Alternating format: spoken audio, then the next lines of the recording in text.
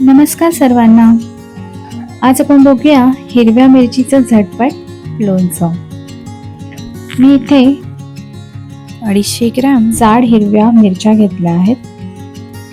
त्यांना स्वच्छ पाण्यातनं धुवून कोरडे करून त्यांचे बारीक तुकडे करून घेतले. एका कढईमध्ये 2 चमचे धणे, बडीशेप, जिरे आणि मोहरी हे एकत्र करून मंद अग्नीवर आपण त्यांना चांगलं भाजून घेऊया.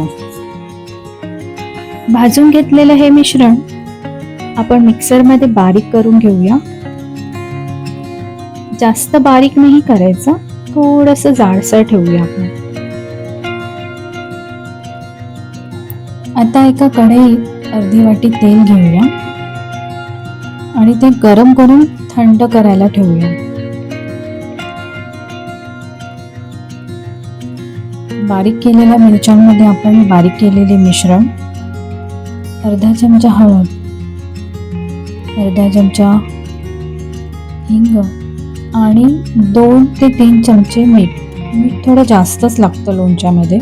मीठ आणि तेल ह्याचं प्रमाण जरा जास्त ठेवायचं, म्हणजे आपलं लोणचं हे जास्त काळ टिकतं. अर्धा लिंबाचा रस आणि थंड केलेलं तेल हे एकत्र करून चांगले मिक्स करून घेऊया. अशा प्रकारे आपलं हे हिरव्या मिरचीचं झटपट लोणचं तयार झालं. मग कसं वाटलं तुम्हाला हे झटपट लोणचं हिरव्या मिरचीचं?